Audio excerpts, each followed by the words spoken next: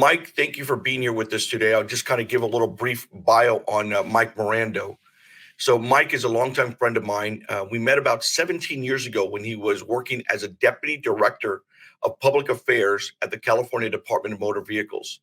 Mike's interest in newspapers began in 1965 when, at the age of 9, he became one of the youngest paper delivery boys for the Sacramento Union Sacramento Union history, earning about $30 a month, provided that everyone was paid their $1.50 monthly subscription. And at the age of 16, he became a high school correspondent for the Union, and a move that years later would basically give him a sports writing gig with the Sacramento Daily. Mike has been a media spokesperson, a marketing public affairs specialist for 5 California state departments and agencies over the past 30 years. After his career with the DMV, Mike was a media and marketing specialist for Rando Communications and MCs many events for private charities, nonprofits in the greater Sacramento area. He previously served as public address announcer for the Sacramento River Cats, the San Francisco AAA franchise. Boo on that one. Sorry, I'm a Dodgers fan here, as you know, Mike, and varsity football for Consumers Oaks in Elk Grove High School. Mike, thank you for taking the time to talk with us today and provide us with, really some critical information on how you got started in communications. And, before we get into that, I'd love to hear about your background, where you grew up, what activities. I mean, I see a lot of this sports right behind you. I see, in your bio, you have a lot of sports there. So what were you into as a kid? Well, first of all, Hector, thank you for having me on your podcast this morning. I really appreciate it. It's interesting. While a lot of people talk and know of people that have split personalities, I had really kind of a split childhood. I was born in Milan, Illinois, which is a suburb of Rock Island, which is part of the Quad Cities, back right on the Illinois-Iowa border. And my parents ran a supper club in Milan called Marando's Restaurant for a number of years back in the 40s, 50s, 60s, and early 70s. So my dad was a big Cubs fan. And of course, you can imagine I kept bugging him to go see a game. But back then, the only game that was on Saturdays was the CBS Yankee baseball game of the week. He became a little irritated when I took an interest in the team from the Bronx. And up until the time of his passing, that was one of his great regrets, that I did not become a Cubs fan. And, don't judge me, but I became a Yankees fan. But along the way, my parents got divorced. Mom headed west with the kids. And I spent the remainder of my childhood and high school years in California, more specifically in Rancho Cordova. Grew up in Rancho those last years. Went to Cordova High School. Became involved in sports really at an early age. Little League, what have you. We had Rancho Cordova was a hotbed of talent back in the late 60s and early 70s. And I wasn't good enough to play varsity baseball, but I wanted to be close to the game. So what's the next best thing? I took up sports writing. And that's kind of what set me on that path. The newspaper delivery boy, it's interesting you mentioned that, because my mom back in 1965 didn't think I had a lot to do. So she knew the circulation manager of the Sacramento Union. My mother played piano professionally, and she played downtown at Stroh's Neptune Table, Sacramento, which a lot of people will remember. So Mom came home and said, you're going to have a paper route. Now, here I was 10 years old, and I'm thinking, okay, that sounds like fun. Well, I had 80 customers, and I had that route for almost a year. And I remember the circulation manager telling me, if you don't cut it, I'm cutting you loose after a week. Well, I certainly didn't want to embarrass my mother, right? Because she knew this fella. So learning how to work at a young age and getting up at 2:30 and 3 in the morning became ingrained into me at a very young age. So that kind of set me on the path. And we'll talk about the newspaper and the sports and the communications, but that was really my first interest. And after high school, where did you go next? I went to American River 2 years, and then over to Sac State. Worked on the State Hornet, and at the same time, I was also working for a suburban weekly newspaper called the Green Sheet. That's one of those papers that people will remember around here that you got on Wednesday mornings on your driveway, whether you liked it or not. I think they charged 50 cents a month for it, but I was a high school correspondent for the Green Sheet and then later became a high school correspondent for the Sacramento Union. So I worked both of those jobs at the same time. I was on the sports staff of the Union from 1975 to 1980, and all through the 70s, I was the sports editor for the Green Sheet because we had 10 different Green Sheets around the Sacramento area. It was much like what the Sacramento Bee tried to do with Neighbors a number of years ago, where they had a different type of paper depending upon the area of town. Well, the Green Sheet really laid the groundwork for that. And that's where I really honed my skills as a cub reporter, you might say, in the newspaper business. And so it seems as though through the sports, I mean, it really got your interest, or was there something else that really got your interest into this field of communications? Because I mean, writing, being involved in the paper at such a young age, whether it's delivering it later on, being writing in high school, was it at that point that you said, okay, this is kind of where I want to go, or? Yes, it was. I knew it was going to be something newspaper oriented or communications oriented. I majored in communication studies at Sac State, took some journalism classes. I actually wrote a letter to Kurt Gowdy, the NBC sportscaster, back in 1970, because my original plan was to be a radio guy. I wanted to do something on the radio, whether it was play by play or commentating. Kurt Gowdy wrote me back a letter outlining just exactly what I should do. And that was taking a lot of courses that stressed the written word, because you're going to pick up the voice stuff later.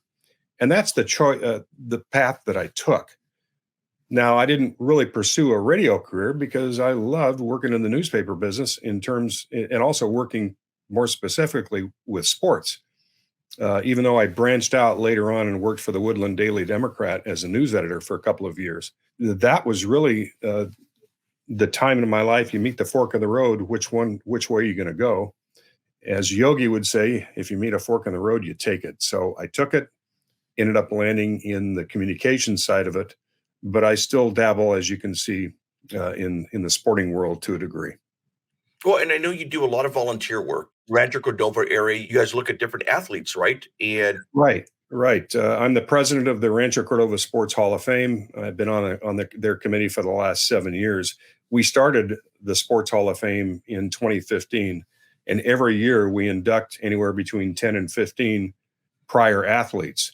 One of the things that separates our Hall of Fame from others is your athletic achievements in high school and college get your foot in the door, but it's also weighted on what you've done with your adult life. We've got inductees that are 3-star generals, neurosurgeons. One of our inductees was a champion swimmer, Ryan Yantis, in high school. He was the public affairs director for the Pentagon on the day of the 9/11 terrorist attacks, and he tours the country talking about his experiences. So those are the types of people that we look at, and it's been fabulous. In fact, we're meeting in the next couple of months to determine who the inductees are for the 2023 class. well, and I love this entire, your history of being involved in communications in whether it's obviously in sports, which is a portion of it, but a lot of it, also in working with numerous different clients. And you're really 30-year career over working for the state of California in various departments. And this is kind of where you and I met when you were over at the Department of Motor Vehicles. I Right. mean, for a communications person, there are challenges all over with just within a small branch of government itself. But I mean, you seem to always be kind of in the thick of things within that area of communications. Is in that area, I think for some of the folks, especially who are looking to maybe get into the communications field, who are looking to maybe transition from what they're doing and saying, this is kind of maybe an area I'd like to go into. Can you talk about some of the how you got into the state government, how you got into the area of communications, and maybe some challenges that you faced along the way? Sure. Sure. First and foremost, find a mentor. I had a couple of mentors back in the early 1980s. My father, he died when I was very young, but I always remember what he told me is keep things simple. I think I gave him a word salad response once when I was 9 or 10 years old, and he looked at me like I had 4 heads. He says, you got to keep things simple for people to understand. My dad didn't talk too much, but when he did, I listened. Okay. So, number one, to anybody starting out in this business, find a mentor, whether it's a local personality, someone that's on television, someone that you know, get to know them. And then you are a product of your environment, right? It's like anything else in life. And then start gravitating toward people like that, people that are successful. You'll minimize your chances of failure, which, by the way, failure is going to happen, and you're going to learn more by failing than you are in a with your successes. Because I've had a few failures too, and learned by them. And I could share one of those stories with you. And it happened in the early 1980s when I worked for the then Department of Commerce. It was one of my first state jobs. I got a call from a reporter who wanted to comment. Somebody in California government put out a proposal for all the minor league teams in California and the major league teams to leave the state and what economic impact that would cause the state. Well, me being the former sports writer at that time, I thought I can answer that. So I went ahead and commented, "Oh, the economic devastation would be traumatic." They had me quoted saying that we would lose tens of thousands of jobs and it would put the economy into a tailspin. I mean, I didn't even vet the comments, right? So this shows up, and it was in the LA Business Journal. And of course, the director of the department came over to my cubicle. We had these 4-foot high cubicles. And he said, back then there was no internet, right? He said, okay, Mr. Quote Master, do you care to explain this? And I looked at it. The headline was, "State would be thrown into economic chaos if Major League Baseball were to leave." And I was just floored. My boss at the time, a very kind man named Warren Rashley, and he ended up being a mentor of mine, told me, don't ever comment to the paper without, one, letting me know, and then we outline what's called a strategy. And that was a failure on my part, but a success. That told me right then, oh, there's a strategy to this game, and I better learn how to play it if I want to stay in it. So that happened, and it was very poignant. Fortunately, it happened very early in my communications career.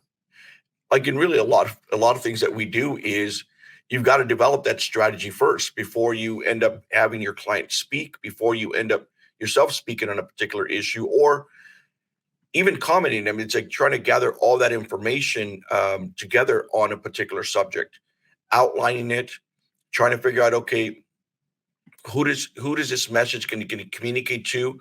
I mean, who's all the people that we need to communicate, first of all, to, and will that message resonate over with them or not? And it seemed as though, you get in there at that young age, I mean, really kind of helped out. Well, absolutely. And if you're talking communication strategy, we've become so technologically oriented and so focused now that if you're developing a communication strategy, you obviously want to identify key contacts, both media and key stakeholders and influencers that can carry your message. Identify the risks. We see it today. And we see it in government. I'm not quite sure that they're identifying the risks by what they're putting out. They're doing it anyway, but at the same time, you've got to develop a timeline, for example. And there's a risk reward and what the outcome is. But essentially, my strategy is keeping it simple. And that also talks about the message. Your message has got to be concise and simple and easily understood. You and I work on a couple of different projects. How do you keep up to date with the latest trends, technologies in the communications industry? With so many things going out there right now. I just spoke to someone yesterday who's finished up a master's degree over at Pepperdine, and she was asking for help about her career. She's looking to maybe do into communications, and that's kind of one of the questions she asked me. I said, about keeping up with trends, and how do you keep up with trends, Mike? Well, good question. We live in such an uber technological environment. A lot of things are easily missed, but here again, it gets back to talking to people. Did I also mention to you that for a period of time, I also did in-home sales back in the 70s? And here again, that's where the rubber meets the road. All these experiences, and this happens with everybody, in totality are going to help you now in your field, whether it's communications or engineering or whatever the case may be. But what I like to do is find out who the reporters are, check out what they're writing about. Obviously, Twitter is one, but actually following what they're writing about. If I know of a project, Hector, that I'm going to be pitching, for example, to get media coverage, if I know 3 or 4 months in advance, now I got kind of an inkling, and I can give you a couple of examples in a minute. But I'll start tracking those reporters. And from time to time, if they write something that is of interest to me, I'll send them a quick note. Hey Beth, that was a great story you did on the kids' 6th grade class at so and so elementary school. They were really fabulous. And sometimes they write back, sometimes they don't. But what that does is it implants in their mind, oh, somebody took notice of what I wrote without having an agenda. Okay. Or following them on Facebook, friending them, also commenting on some of the things that they are posting that could be completely unrelated to work. And I'll cite an example, Bob Moffat, when he was with Capital Public Radio. We had a mutual interest in sports long before I pitched him on stories. He since has put up a website, I think it's called the splitter.com, which I've contributed a few stories to. But these are the types of things that you find out about people to establish a commonality long before you pitch them on a story. But, those are the types of things that you can do, because ultimately, Hector, the technology, whether it's Twitter or some of these new AI programs that supposedly write stories and pitches and what have you, it still boils down to a people business. Because somebody once told me, nothing happens in life until someone sells something to somebody. And that holds true even in our industry. I know it may be a little abstract, but it's true. Getting to know these folks and what makes them tick, and at some point, it will intersect, and it will intersect to your benefit. Well, I'd like to kind of dive a little bit deeper into this because, Sure. For lack of a better word, there's this idea that, what you're talking about right now is kind of old school communications versus what you're seeing now, which is people putting just things up on social media and just thinking that, you could take a press release and just put it on an email and just blast it to, 200 people and you wait there to see if everything's going to be good or not. But, what you just talked about right now is it really is like the core of what we do. And I think it's important for people to realize too, is that, Mike, you're like one of the best bookers out there. I mean, on the projects that you and I work on, I mean, you're getting people on radio, you're getting people on television, you're getting people in newspapers quoted. I mean, and that's kind of how you're spending, this second part of your life or career.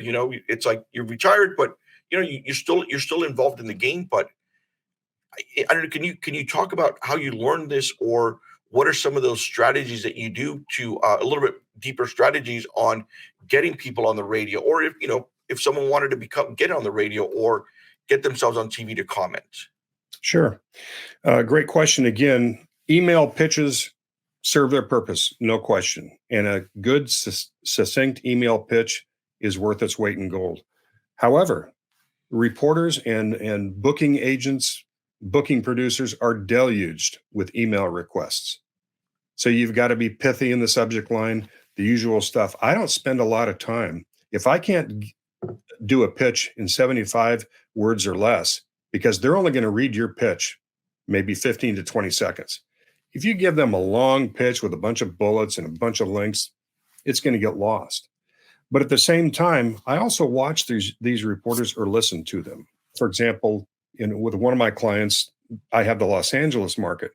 I make it a point to listen to KFI, KNX, John and Ken, Corbin Burnson, some of the reporters, and pick up a sense as to what excites them. Okay, what type of stories that they like. You can pigeonhole that into your client's needs. Now, believe it or not, depending on what it is, it'll work. But I take the extra step, and actually, if I got nothing going on, and we can access their broadcasts all the time. A lot of them even have podcasts. Listen to them, find out nuggets. And then those nuggets you can include in an email pitch. For example, and I'll give you an example of a project that I was recently on right after the first of the year, was helping Covered California pitch their open enrollment for 2023. I had the LA market, but I also had reporters that had worked on healthcare, on the healthcare beat, who wrote stories about the health industry and the state of healthcare in the country. Those are the types of things that you can identify and hone in on. So it's still a people business, but taking the extra step. A lot of people won't do it. I'll be honest with you, Hector, it is time consuming. But as I become older, by the way, can you hear that pinging? That's okay. It's okay. No worries. Yeah. I'm getting a few emails, but I thought I turned it off.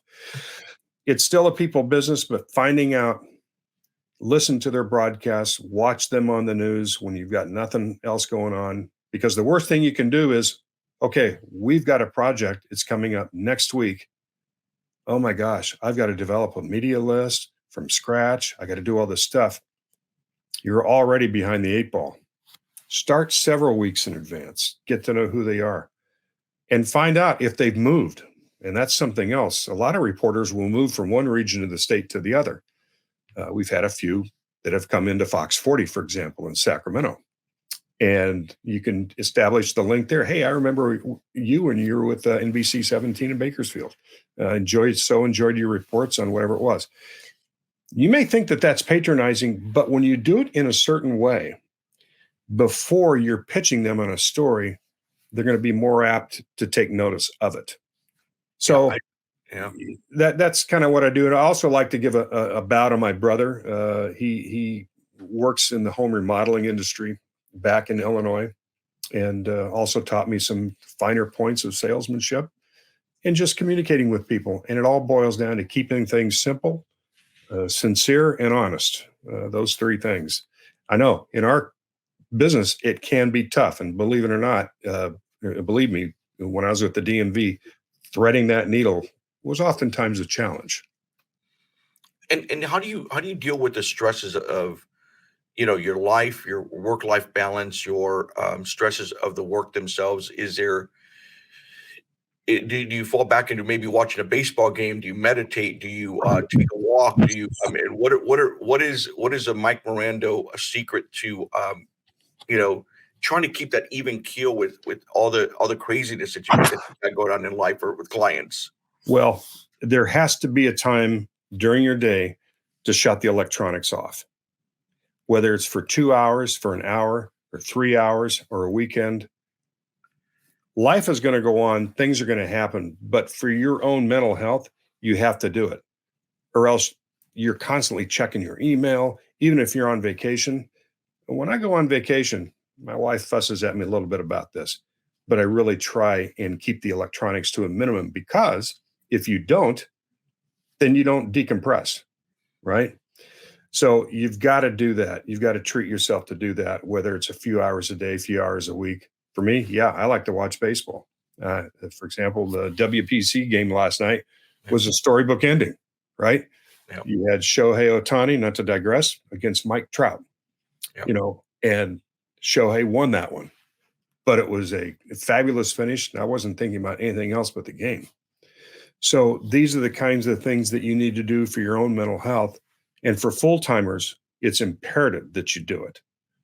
Because if you don't, you're just going to burn yourself out. And that's not good. And Mike, for a lot of these folks that, we're right now into the month of March, about to get into April. You've got a lot of folks that are graduating the next year or two. I'm sorry, in the next month or two. And, some of them will go out and get a master's degree. Other folks are just kind of looking around right now saying, how do I get involved in this business? Do you have a bit of advice for someone who's just looking to start out in the communications field, or maybe looking to kind of go down this route? Yes, I would look, especially if they're juniors, start looking for internships now. A lot of PR firms are looking for good interns, especially in the Sacramento area, where we have such we have a changeover in personnel with a lot of firms. and bringing in a good intern with a can-do attitude. And that's the other thing, Hector, that is so important is attitude. Andre Agassi once said, attitude is everything. Well, it is. It was everything back in the 80s, and it's even more so now. Give me somebody with a great attitude, with a can-do spirit. I'll take that person any day over with 10 or 15 years experience that kind of comes into the job ho-hum, because that first person wants to be there to learn, and they will soak up what you have to offer. So number one, look for an internship. Number two, as I shared earlier, find a mentor, someone that you can connect with either by social media or just simply ask them for a cup of coffee. Kurt Gowdy was overjoyed that I took the time as a 15-year-old to write him a letter, and he wrote me back. Well, the same holds true today. If you're a student, send a direct message to one of your anchors that you follow, or a broadcaster, or a newspaper reporter. Because a lot of these same folks speak at various events on career building. But if you take the time, if you're a young student and take the time to do that, and send it to 2 or 3 of them, I can guarantee you one of them is going to answer. Because I found in this business that people are willing to share their knowledge and their expertise a lot more so than they were, say, when I was younger. One, because there's more opportunities now. But that would be a first major step. And you're right. There is a. I think people are afraid to ask for help, and especially in whatever field it is. People are either they feel embarrassed, they feel like, oh, I don't want to go and bother them. But I mean, at the end of the day, it's okay to ask for help. It's okay to say, you know what, can I get your cup of coffee, and I'd love to just kind of bend your ear for half an hour and ask you for advice, ask you for career advice, ask you about, how you got to where you got. And that's kind of one of the reasons I love doing this podcast, with you. And I've interviewed a couple other folks, is kind of to get a good insight into your career, how you got started. And the reason I ask a lot of these questions is because we all start from a different place. You may have started in Illinois, came up here to live now in Rancho Cordova. I was in Los Angeles. Parents, immigrated here from Mexico, and so we all start from different places, but somehow we're all connected in one way or another. And and it's okay to ask for help. I guess it comes down to. It is, especially, and that's, you hit on a great point, Hector. A lot of young people today may feel intimidated. They don't want to ask for help, or a lot of them. Hey, I was there once too, and I thought I don't really need any help until my brother set me straight. Yeah, you do. You know what I mean? Yeah. Take that step and ask for it, because you will be surprised that people will be willing to help you. And I'm so thankful that I had 2 or 3 or 4 people in my early life that really set the groundwork, if you will, to my later successes. And like I say, you're going to fail. Students out there that are watching this, you're going to fail probably 2, 3, maybe 5 times. But those failures are going to be lifelong benefits. They're going to be experiences that will teach you how to be successful. You've had this wonderful career, and you're still at it, even after retirement, from the DMV or state government. If you could do anything all over again, any job in the world that wasn't communications, what would that be? Oh gosh, I probably would have taken the other fork and gone radio. Uh, Radio? yeah. I mean, that was one of my first loves. I actually practiced when I was a kid, 7, 8 years old. I had the reel-to-reel tape recorder. Remember those? Well, some might. And I would actually talk into it. I played a game, Hector, when I was a kid called Stratomatic Baseball. And it was a cardboard game, and we each got cards, and the statistics on the cards they matched the statistics of the players from the year before. And so it was, as one of my friend's mom said, it was the best $20 she ever spent, because it kept us all off the streets, right? Well, when I would play the game, each game lasted about 15 minutes. I would kind of call a play-by-play, and I would record it, And so I don't know. Looking back, I probably would have taken that for just for that reason. I have no regrets where I'm at. But when I got my first state job, I thought, oh, this would be nice for 6 months. Well, 30 years later and 5 agencies in between, history kind of wrote that chapter. So there was certainly enough there to keep my interest, and a lot of challenges and a lot of failures and successes. That's the key thing. Well, Mike, before we end this podcast, one thing that I love to ask people who come on is, do you have any, two books or movies or combination of two that you would recommend to your audience, and why? Well, I am kind of a space buff. Growing up, those formative years in Rancho Cordova, we were at ground zero of the Apollo program and also the Gemini program with Aerojet. I just finished a book. It's called Apollo 8 by Jeffrey Kluger. Here's what it looks like. All right. And it talks about the Apollo 8 astronauts. It's the first mission to the moon. Not we didn't land. It was an orbital, but it talked about the many challenges. And Jeffrey, I think, is coming out with another book on this. But I try and read one book a month or one every couple of months. I know it's difficult even in today's environment. I would wholly recommend just starting reading a book a month in different genres. You talk about movies, kind of an old movie buff, TCM. I like the classics. For example, the film noir series that Eddie Muller hosts on TCM is always a favorite. I'm a big Hitchcock fan, so of course, North by Northwest and Rear Window and The Birds would be those top three. My wife kind of fusses at me every time I put The Birds on. You got to be kidding me. We got kind of a cool surround sound system in the living room, and when I put that movie on, it's as if the birds are actually attacking in my living room. So I like the suspense of a lot of these films, and a lot of the directors, like a Hitchcock, that present to audiences. More recent films like The Sting, well, recent to me, of course, is fabulous. Anything with Newman and Redford in it will get a thumbs up from me. And of course, Meryl Streep is incomparable in any of her work, and Helen Mirren as well. So a lot of these more established actors kind of get my attention. And I think it would benefit people, especially in the communications field, to watch these films and watch how scripts are presented. Because I think there's a definite difference in films today versus films, say, 20, 30, 40 years ago. Films today, the scenes tend to be short, very quick, and are easy to miss.